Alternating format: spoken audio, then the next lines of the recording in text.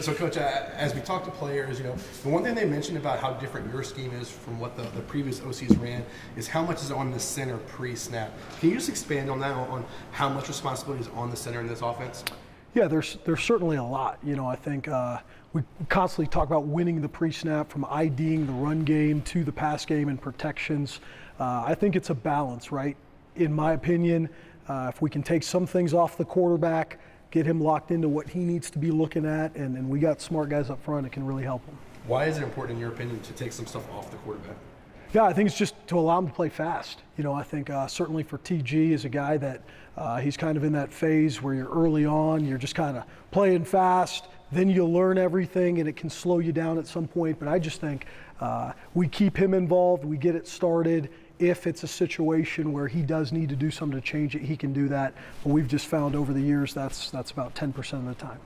You are Taylen Green's third OC in the last 7 months. Does it feel like maybe you're thinking, I don't know if we want to put this much on him yet because it might have been a whirlwind? How do you factor in how different is it being a dude's third OC in 7 months? Is there anything that comes with that for you?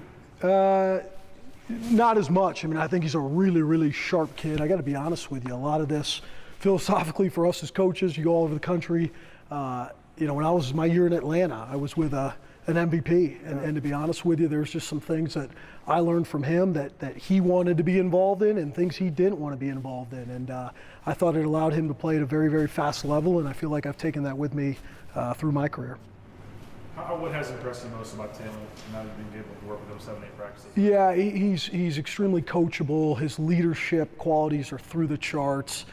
He's just the guy in the whole organization that when he walks in, regardless of how your day's going, it just gets better. And I think there's, you talk arm talent, you talk elusiveness, athleticism, all those things, but the guys that are really special are those guys, man, that from a leadership standpoint can make the guys around them better. I know you don't have your full complement of players due to injuries and things, but do you feel like halfway in that your vision for this offense and what you were wanting to implement here, you think is you got a lot of pieces to make it work? Yeah, I think so. I feel the number one thing for me is a simplification process. I think for us to really lock into, I think when we're doing a good job, the things that we're running, the schemes that we're doing in spring will show up in the season. And so I feel good about that, the volume that we've had in, how the guys have handled that. A lot of room for improvement, as you guys know, but it's been great for a lot of these guys to get out there, get their feet wet, and we think a lot of positives are coming out of it. You mentioned the time in Atlanta. Can you expand? You say Matt Ryan, and him and Taylen don't seem like the same quarterback at all. What similarities do you see in terms of things you can run, or was it just something that made you successful there and you think will make you successful here? No, I think the biggest thing, taken away from Matt, so many unbelievable things, but I think for him was in his preparation, he's probably one of the most prepared guys I've been around is where he wanted to focus that preparation. So some of the questions of, is the center making the ID, is he not, things of that nature, I just felt Matt wanted to keep the main thing and make sure he knew where he was putting his focus, and for me, that's stayed with me through the development of quarterbacks. In terms of the running game, you've mentioned in the past that you learned a lot in your time in Atlanta because you were working in the Shanahan system. If you would, describe what a Shanahan system is and what you learned from that. Yeah, I think the first thing that comes to mind, whether it's run or pass, is trying to make everything look the same, and in that system, you see the mid-zone play being run, and every time there's a mid-zone being run, there's a keeper off of it, a play-action pass off of it. Again, a lot of similar things to I think what you guys saw with Coach Cutter here as of late. I also think of the pass game. If you see spray releases by a receiver to run an out route, they run an in cut, they run a post cut, and so I think it's the grouping of it as a whole, making it all look the same, was probably my biggest takeaway from Atlanta. What's something you want to see Taylen taking a step forward in during this spring camp? Yeah, I think the biggest thing for us, again, is he is such a talented athlete, but you get to this level, we're just constantly working on him pushing up in the pocket, certainly in the drop back pass game. Again, for his whole career, he's been able to escape and outrun people, but the art of playing in confined space, staying in the pocket is going to be what takes his game to the next level. What is your philosophy or your vision, Bush, with Taylen on foot? Because you're right, it's such a valuable tool, but how often do you want him to go Yeah, to it? yeah. I think use it, but don't abuse it. You know what I mean? I mean, you guys know the situation to have a player like that.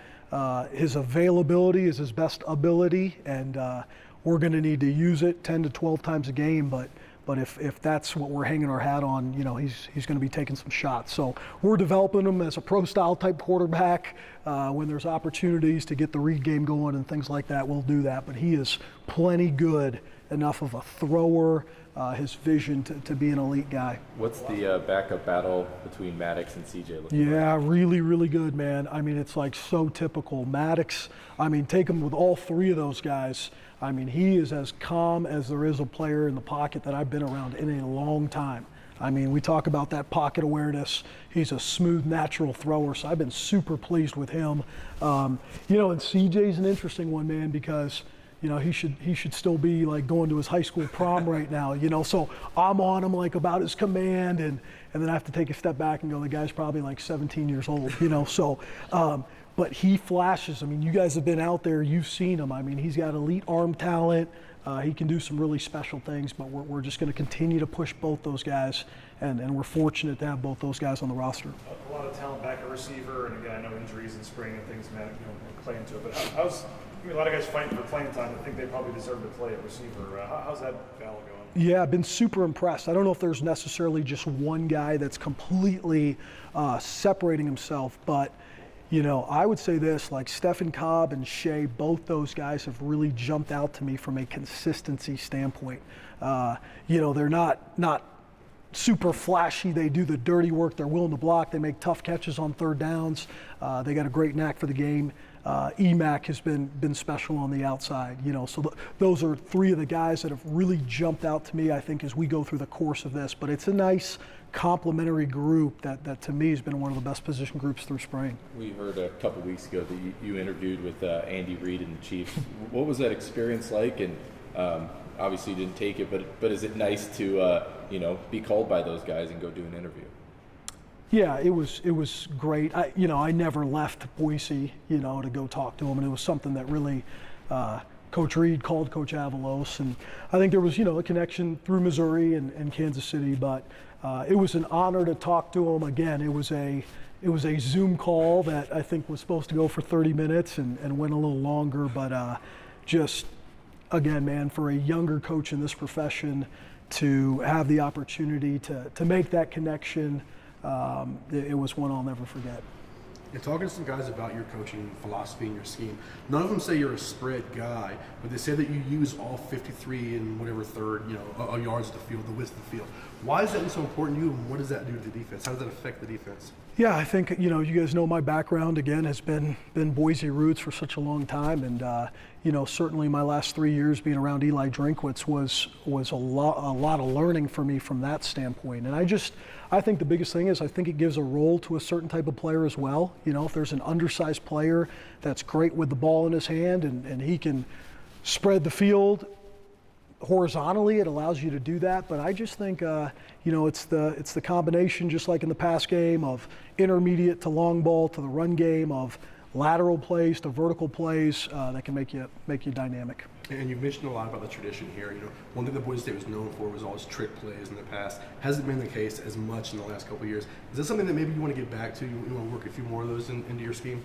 Yeah, I think that's always something that, I just remember even when I played here, I think they got so much buzz of that. And the coaches were kind of like, I'm not sure if we really are carrying any more than anybody else, but the play callers did such a great job of doing some of those things and calling those plays. So I'd say we'd be about like everybody else, but I think it's something the kids enjoy. Do you still keep in touch with Kellen Moore? Have you talked to him since he got his gig and you've had yours? And what's that been like with you and Kellen? Yeah, I do.